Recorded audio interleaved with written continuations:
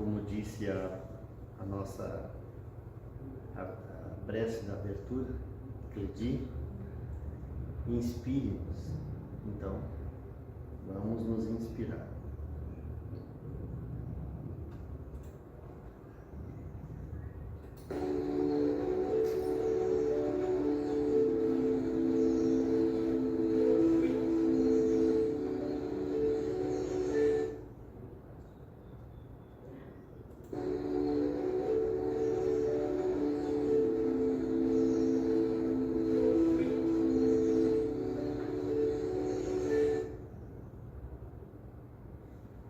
Que a gente possa absorver esse espírito, esta leveza, porque talvez colocando-nos desta forma, nós conseguimos espraiar um pouco mais, porque nós somos muito habituados com as coisas do dia a dia, com aquelas coisas que são normais, e nem sempre nos damos a algumas inspirações um pouco mais leves, mais inusitadas, que permitem ao nosso espírito planar em ondas que não fazem parte mais fácil do nosso dia a dia. Isso não é uma crítica, nós estamos em uma vida que exige da gente uma certa providência, mas vez por outra a gente tem que se permitir essa viagem um pouco mais acima, buscar essas inspirações superiores que fazem com que a alma saia do normal e consiga ir aos poucos se acostumando com o que está um pouco além, porque aquele é o nosso destino. A vida humana é mera passagem de aprendizado, visando exatamente o espírito, a alma. Por isso nós devemos nos permitir transitar nas ondas da alma mais vezes. Nós falamos muito em reforma íntima. Nós falamos bastante em reforma íntima. Reforma íntima quer dizer voltar vezes por outra ao nosso mundo interior. Não há como nós fazermos a nossa reforma íntima se nós não nos retornarmos para dentro. E esse retornar para dentro quer dizer analisar o que acontece dentro do nosso coração, da nossa alma, para que a gente vá aos poucos compreendendo-se. Aquela história da autoanálise, do autoconhecimento, nós só vamos conseguir quando nós souber entender o que se passa no nosso mundo interior. E um desses sentimentos que nós precisamos prestar muita atenção para aprender a trabalhar com ele é o arrependimento. Essa força da alma que, vez por outra, nos visita, porque dada a nossa natureza, dado o ambiente em que nós vivemos, nós estamos sujeitos a algumas falhas. É normal. Nós ainda não somos perfeitos. Isso quer dizer errar vez por outra. O problema é que no errar vez por outra nós continuamos no erro por não saber o que fazer das coisas que acontecem no fórum da nossa alma. Lembrando que nos dizia o Mestre, nos recomendava o Mestre: arrependei-vos, pois o reino dos céus está próximo. E ele só nos... E aliás, mais um detalhe interessante, vocês notaram a quantidade de vezes que Jesus fala no arrependimento? Não é pouco. O que é o arrependimento, senão o reconhecimento da falha, do erro? Então ele chamava-nos ao nosso arrependimento. Mas por que ele chamava tanto ao arrependimento? Porque ele nos conhecia. Sabia que pela nossa natureza nós erraríamos muito ainda. Mas pela própria presença dele, pela própria mensagem que ele vinha nos veicular, trazer até nós, ele sabia também que o reino dos céus estava próximo. Mas que para chegarmos lá nós precisamos vencer essa etapa.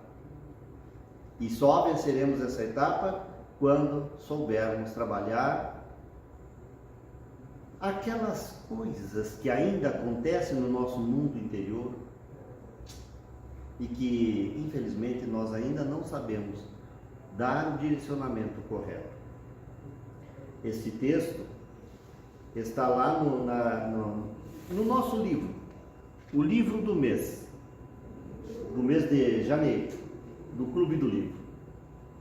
Luz da Esperança, de Valdo Pereira Franco, pelo Espírito Joana de Ângeles, que não por acaso é o livro do Clube do Livro do mês. E eu quero chamar a atenção para um detalhe extremamente interessante que está aqui, na editora desse livro. Associação Editora Espírita F.V. Lourenço, Francisco Valdomiro Lourenço. O livro do Clube do Livro desse mês, da Federação Espírita do Estado do Rio Grande do Sul, é esse: Luz da Esperança, de Joana de Ângeles, via Divaldo, da editora Francisco Valdomiro Lourenço. Nós fomos captar lá no seu capítulo 37, o arrependimento. Vamos meditar um pouco a esse respeito. O arrependimento é o primeiro sinal que se nos vem à consciência quando nos damos conta das nossas falhas, dos nossos erros. A nossa tela mental, vem a nossa tela mental.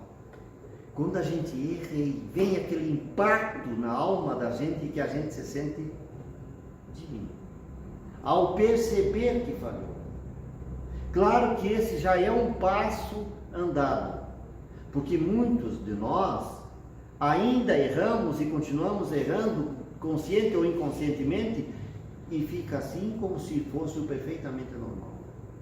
Ao começar a dar os primeiros passos da nossa evolução, nós começamos a perceber que erramos. Nós começamos a perceber os nossos erros. E aqui já começa a exigir um pouco mais de consciência. Consciência da nossa realidade, do que somos.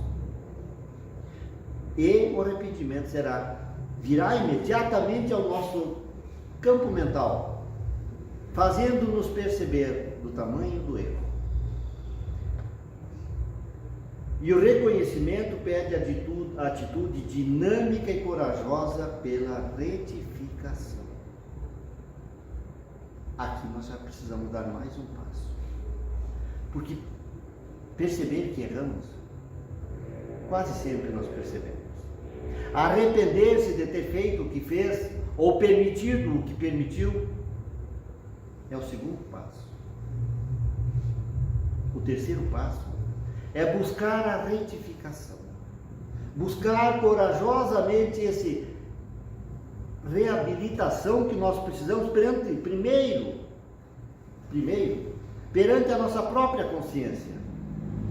Mas em seguida, imediatamente, quanto antes, com relação a outra pessoa que sofreu as mazelas das nossas falhas.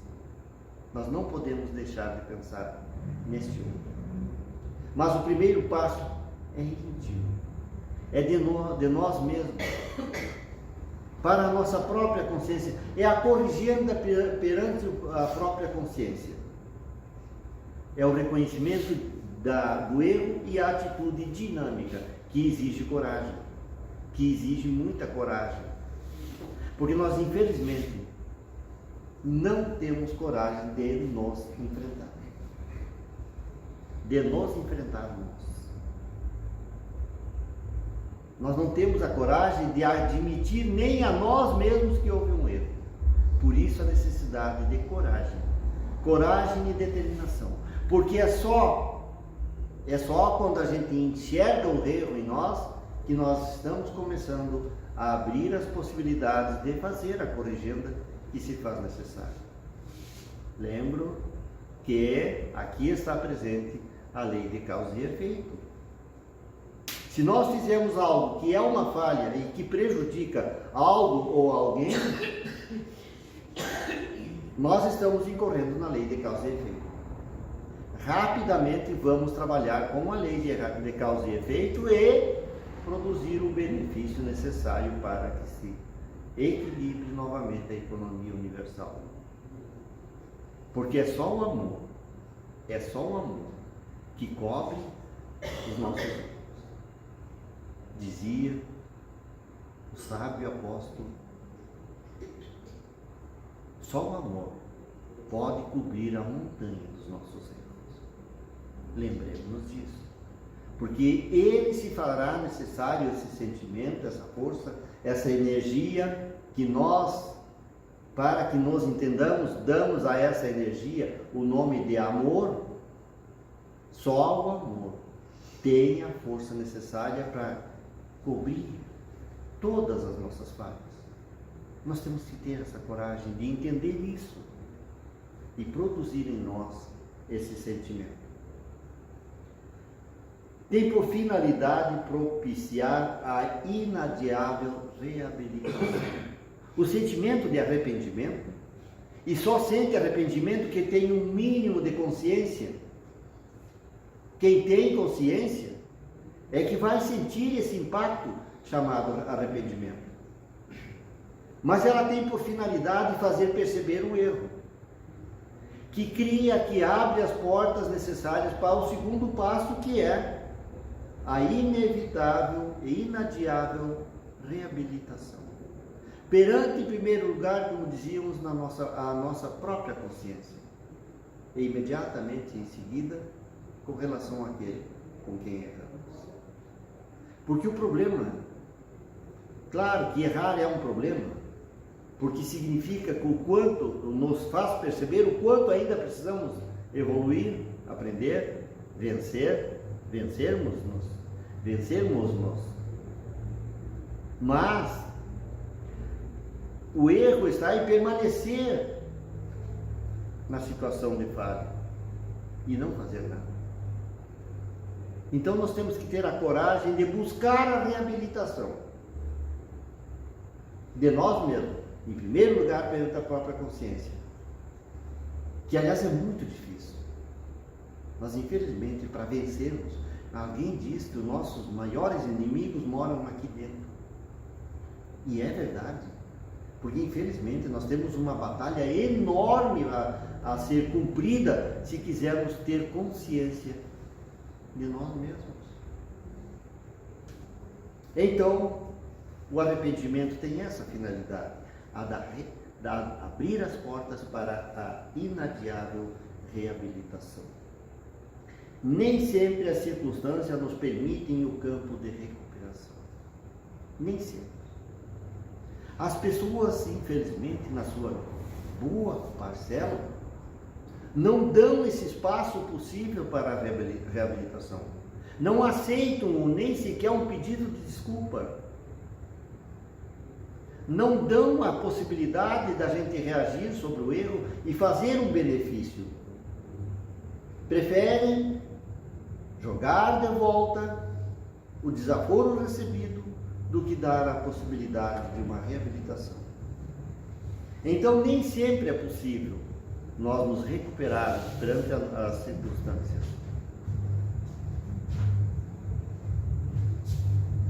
Isso não deve impedir a resolução salutar da correção.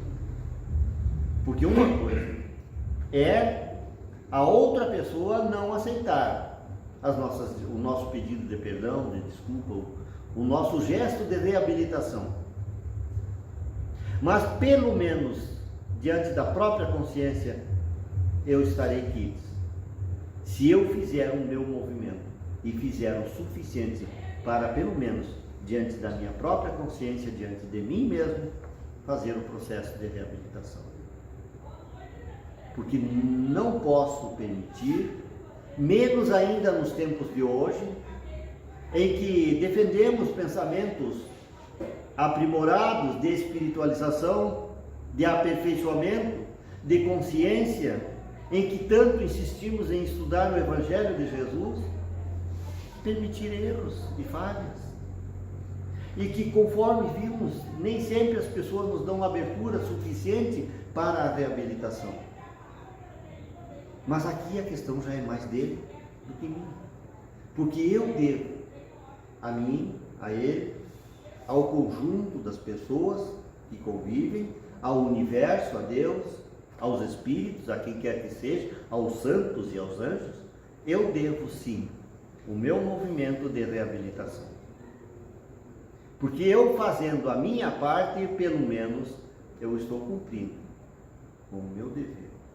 Porque se essa outra pessoa não aceita, bom, ela vai ter que responder por este prejuízo dela própria com ela própria.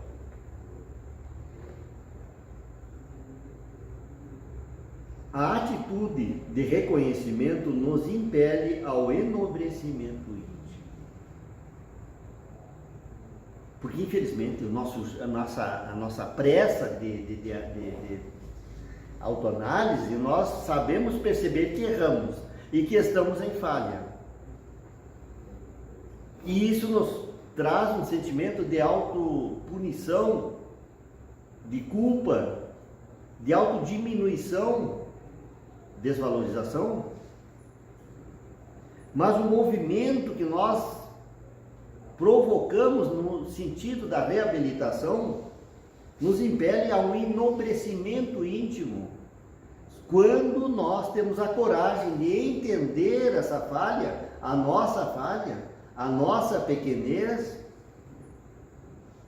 nós nos lançamos numa possibilidade de enobrecimento, de autoaceitação, de autorreconhecimento, porque eu poderei olhar-me diante de mim mesmo e dizer: falhei sim, mas busquei a reabilitação, e isso me dá uma sensação de vencer, pelo menos esta batalha, por pequena que seja, porque nós não vamos sair daqui agora santos e anjos, espíritos perfeitos.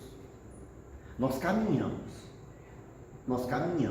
Então todas as pequenas batalhas são passos que nós estamos dando no sentido do autoentendimento, do nosso aperfeiçoamento, da nossa alma. Por isso que nos enobrece, porque nos lança essa possibilidade de nos ver melhorando, com falhas ainda, mas melhorando. A cada passo, a cada oportunidade, vencer essa batalha íntima. As estruturas morais, o enobrecimento íntimo, a estruturação moral e a ação beneficente. Tudo isso acontece dentro do nosso mundo interior quando a gente faz um gesto de autovalorização, em que a gente sabe perceber que existem falhas, mas existe também a coragem do autoenfrentamento. Porque a nossa grande batalha não é com o mundo, ela é interna, é conosco mesmo. E nós precisamos começar a pensar um pouco mais no que nós estamos fazendo, conosco mesmo. Porque nós temos o grande hábito de achar que as pessoas erram conosco. E não sabemos perceber que essa é uma questão mais dela do que minha. Porque o problema meu não é o que a pessoa fez para mim. Agora, invertendo a situação, ela errou. Não. A grande questão é o como isso trabalha dentro da minha alma. Eu tenho que me olhar e saber perceber por que eu tive uma reação tão raivosa ante a atitude de um irmão infeliz. Por que eu fiquei tão chateado porque ele não me cumprimentou, porque ele não fez o que eu queria? Por que eu achei que a pessoa deveria me trazer, me homenagear com mais honra, com mais glória? Não. Eu tenho que aprender qual é o meu lugar, o que eu preciso aprender para que esses sentimentos negativos não assolem a minha alma e me coloquem em estado de desequilíbrio e de perturbação. A minha atitude deve ser de reconhecimento que nos impele a enobrecimento íntimo, a estruturação moral e a ação beneficente. Porque é a ação beneficente que vai trazer de volta os valores que foram denegridos com a minha atitude negativa. E a estruturação moral vai vir nesse sentido, de fazer com que eu me reconstrua de novo sobre novas bases. Porque se eu entendi que errei, eu que tenho que ter a consciência que isso não pode voltar a acontecer. É difícil, mas é necessário que eu aprenda a não permitir mais que aquilo aconteça. Porque nós dizíamos já em outras oportunidades, ouvimos tantas vezes essa versão, mas não me permitam repetir. O arrependimento é muito bom, mas ele acontece depois do erro. Então a grande ciência é não errar, ou pelo menos não errar de novo. É evitar que aquilo aconteça. Quanto mais nós evitar que os erros aconteçam, menos de que nós teremos que nos arrepender. Porque o arrependimento é muito bom. Ele é o caminho da nossa salvação, porque ainda permitimos atitudes falhas, prejudiciosas, malévolas, e que vai trazer prejuízo para as pessoas ou para nós mesmos. Quando se diz para as pessoas, não é as outras pessoas, é as pessoas, e às vezes o próprio. Porque todo o prejuízo que nós trazemos para nós próprios, também nós vamos responder com o mesmo peso que seria calculado no coração de outra pessoa. Então o amor ao próximo nos inclui a si próprio.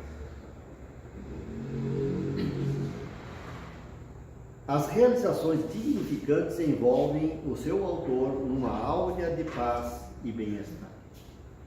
As realizações dignificantes, porque essa atitude que nós vamos tomar depois da falha, são essas atitudes que vão fazer com que o arrependimento tome o caminho do conserto, da reabilitação. Então todas as realizações dignificantes envolvem-nos nessa áurea positiva de paz e de bem-estar. Porque se houve o peso enorme que acontece dentro do nosso coração no momento do erro, da falha, que nós chamamos de arrependimento, depois, quando nós realizamos o processo de reabilitação, acontece o contrário, nós lançamos paz onde havia confusão antes e bem-estar. Porque nós então livramos a nossa consciência livramos, depende muito de cada caso depende de si mesmo, não é assim, livrar completamente, mas, convenhamos, há um alívio enorme, um bem-estar enorme, quando corrigimos o que estava em. As ações intransigentes só criam desentendimento e discórdia, desânimo e frustração. Nunca se permite que as ações intransigentes depois do erro possam aumentar ainda mais o prejuízo. Nunca ser intransigentes. E se alguém vem a nós no seu trabalho de reabilitação, nós temos que acolher e corrigir, dar a essa pessoa todas as possibilidades de corrigenda.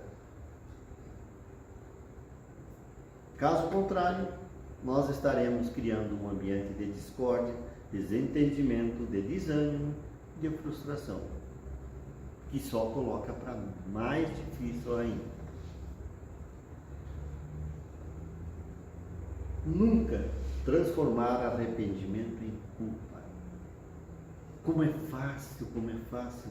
É uma fuga que a nossa mentalidade parece ter tanta facilidade de criar, mas é uma fuga da realidade. Nós sabemos perceber que erramos, mas em vez de dar o caminho correto à reabilitação, nós nos fazemos de vítima. Ai, como eu sou culpado. Isso é o vitimismo. Essa é uma atitude negativa e que não contribui com o processo necessário para a reabilitação. Só, pelo contrário, arruma mais um problema. Porque agora, além do prejuízo causado ao outro, eu estou ainda com um sentimento de culpa. E nós sabemos que o sentimento de culpa é um dos mais pesarosos dentro da nossa alma. Que nós temos uma dificuldade enorme de vencer. E que acarreta um prejuízo incalculável no nosso processo evolutivo. Porque nos desvia do caminho, do foco, perturba. Cultivado transforma-se em sombra tóxica. A culpa, cultivado, o arrependimento mal conduzido, transforma-se em sombra tóxica. Por isso nos desvia do foco. Porque nós perdemos tanto tempo remoendo a nossa culpa, e é um tempo precioso que nós poderíamos estar utilizando em reabilitação, em corrigindo, se não do outro, do mal provocado, de nós mesmos. Nós temos que saber mais sobre o que nós alimentamos dentro da nossa alma.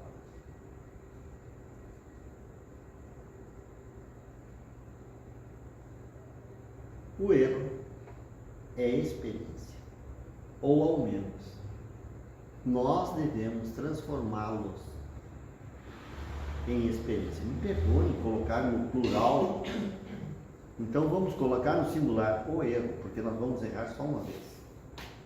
Então é o erro. O erro é uma experiência. Permanecer no erro é renunciar ao bem. Permanecer no erro é renunciar ao bem. Porque enquanto nós estivermos no erro, na culpa, por exemplo, nós estamos perdendo tempo. Um tempo precioso, que poderia estar sendo cultivado no bem. E lembram aquela outra assertiva que nos vem dos ensinamentos do Evangelho? Que não basta não fazer o mal, há que se fazer o bem, porque nós seremos responsáveis pelo bem não colhido por não termos praticado o bem. Porque enquanto nós estamos nos sentindo em erro, em culpa, nós estamos perdendo a oportunidade de servir o bem às outras pessoas. Então, sempre que nós estivermos permanecendo no erro, nós estamos prejudicando, ao menos a nós mesmos. Levantar-se e refazer o caminho é dever intransferível, impostergável, inadiável. Mais algum aí para mim?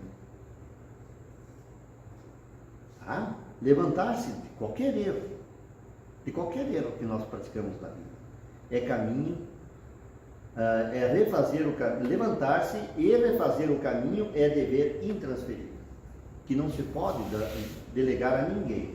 Nós é que temos que levantar e fazer esse caminho.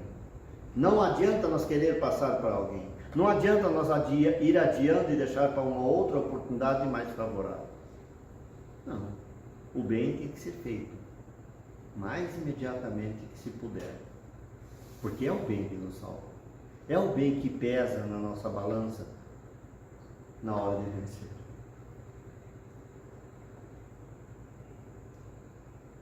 Acata as sugestões do arrependimento. Porque o arrependimento é a tomada de consciência de que houve um erro. E ela nos sugere algumas reações. Não seja severo consigo mesmo. Acata as sugestões do arrependimento. Não seja severo consigo mesmo. Porque ao ser severo nós estamos nos punindo. E não é isso que se espera do bom cristão. É a atitude positiva, de benefício, de correção, enquanto há oportunidade, mais rapidamente possível que se possa. Porque se nós irmos postergando, deixando para outro dia, para outrem, nós estamos perdendo a oportunidade. Portanto, aproveita a oportunidade, enquanto ela está viva em nossa consciência, Porque enquanto ela estiver mais viva, mais energia nós podemos empregar na correção. Recupera-te na paz. Tá? Então, acata as sugestões do arrependimento, não seja severo contigo. Enquanto há oportunidade, recupera-te na paz. Recuperar na paz é tomar consciência e saber o que fazer. E já se pôr em ação. Pilatos, por exemplo, no seu desatino, nas suas atitudes de orgulho, de vaidade, de prepotência, depois, ao arrepender-se, ao perceber, enlouqueceu. É tomar a atitude errada, que os leva ao desvario. Maria de Magdala, embora sua vivência tão fora da linha, por assim dizer, não se deu por vencida. Ao ser chamada, tornou-se a elegida, uma das principais defensoras naquele momento, e ainda é hoje, dos ensinamentos do Evangelho. Tornou-se um exemplo vivo para todos nós ainda hoje, de reação sobre si e de vencer-se. Se tudo até então a levava a perder-se, a partir do momento que soube reagir sobre si, transformou-se numa grande luz para a humanidade, transformando-se numa das principais defensoras naquele momento dos pensamentos de Jesus, do Evangelho de Jesus. Transformando-se, por isso, um dos mais lindos exemplos de reconstrução, reabilitação. Portanto, nós olharmos para ela, nós vamos chegar à conclusão que sim, é possível vencer-se. Por mais difícil que pareça a caminhada, tem possibilidade sim de reagir e reconstruir tudo de novo. Embora estejamos no fundo do poço, alguém há de lançar uma corda lá e nos guindar. E assim nós vamos nos reconstruir. Judas, desvairado, também pelo egoísmo, pelo orgulho, pela falha da sua análise do contexto, ao ver o tamanho da sua falha, a quem ele estava prejudicando, tomou a pior atitude que se possa imaginar nesse mundo. Pedro, o irado, o sanguíneo Pedro, como nós usamos a expressão num outro momento, o sanguíneo Pedro, que reagia de uma forma às vezes muito próximo da violência, transformou-se ao arrepender-se, ao perceber-se, ao reconhecer-se, transformou-se em um exemplo vivo de fé. Exemplo vivo de fé. Tanto que os nossos irmãos até hoje dizem ser o primeiro grande Papa da Igreja. O primeiro Papa da Igreja. Quer dizer, ele fez o que todos nós precisamos fazer ao perceber aonde é que estamos trabalhando. Reagir sobre si e transformar-se num exemplo vivo da fé.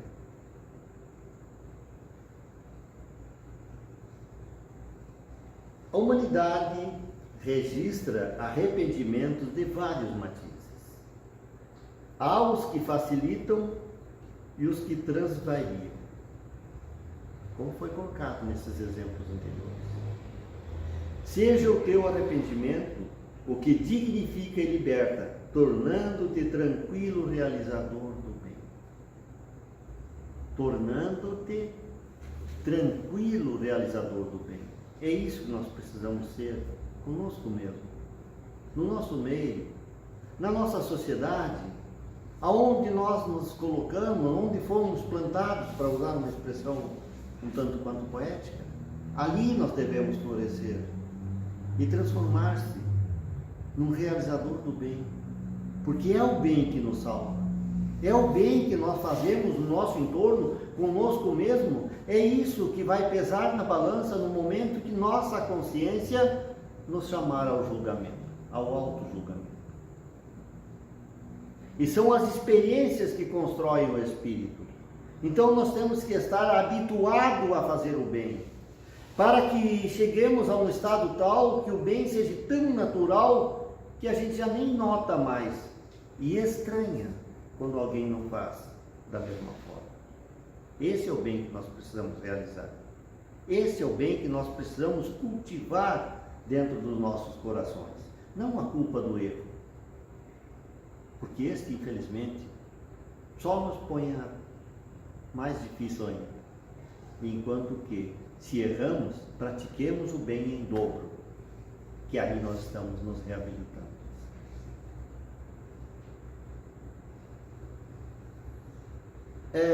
Bom, boa parte dos nossos arrependimentos, das nossas falhas, infelizmente acontecem dentro de casa, nas relações mais próximas. Por isso eu achei adequado colocar essa meditação aqui agora, para que a gente aprenda mais uma forma de reabilitação. A mensagem final vai dizer, colocar-se junto, para ver os problemas do mesmo ano. Vocês já viram a mensagem na internet, nas redes sociais, mas me permitam repeti-la aqui agora para nós. Olhe o que este companheiro faz para a sua companheira. Quem você está dando? 9. Eu estou dando 6. Para você. 9. Para 6. Para mim é 9. E para mim é 6. E aí, como é que a gente vai resolver isso? Passa de você. Agora para mim é 6. E para você? Para mim é 9. Então a gente tem que aprender a ver o... É um 9 ou é um 6? Depende do ponto de vista. Para mim é 9. Para mim é 6. Um dos dois está errado? Tá.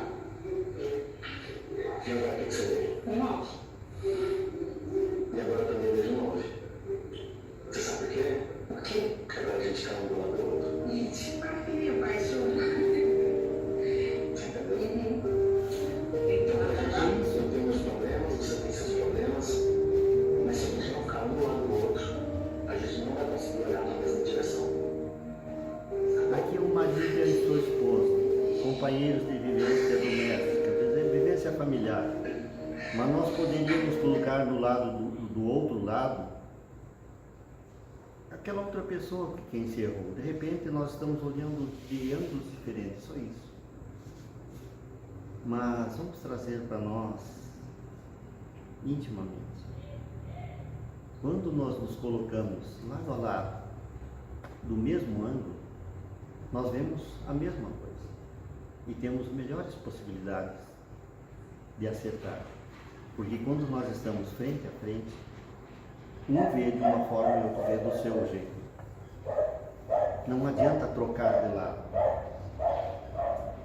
Tem que colocar em si junto e olhar a coisa da mesma maneira, para que se entenda e se busque soluções. Para evitar o arrependimento, por exemplo. De repente nós podemos arrumar uma briga aqui, porque eu vejo um 9 e ela vê um 6. Aí nós trocamos de lado, ela vê o 6 e eu vejo o 9. Vamos brigar, por causa que afinal de contas está aqui, eu estou certo. E a outra pessoa vai dizer, não, mas eu também estou certo, olha aqui. Mas quando nós nos colocamos lado a lado, olhando do mesmo jeito, aí nós temos melhores possibilidades de acertar. Evitar o erro, evitar o arrependimento.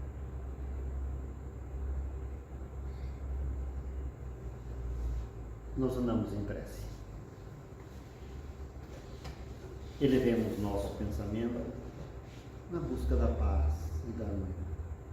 Que as bênçãos do querido Mestre Jesus estejam em nossos corações, iluminando-nos, fortalecendo-nos, ajudando-nos a compreender as nossas tarefas, as nossas funções, as nossas responsabilidades. que as tuas bênçãos, Jesus, nunca nos faltem. Da mesma forma, pedimos pelos nossos lares, pelos lares dos nossos vizinhos, indistintamente. Todos recebam nesse momento essas mesmas bênçãos de luz e de paz que recebemos aqui. Possamos levar aos hospitais, aos presídios, às casas de assistência de qualquer forma, aos nossos irmãos nas ruas, nas praças, desorientados. Seja a nossa voz, a voz da esperança e da paz a esses corações, estimulando-nos à coragem e à fé. Que as bênçãos do Pai estejam sobre essa casa espírita, para que ela se ilumine e possa realizar a sua tarefa, que é a espiritualização, a busca do conhecimento, o aprendizado de toda a hora. Obrigado, Senhor, que a tua paz permaneça em nossos corações.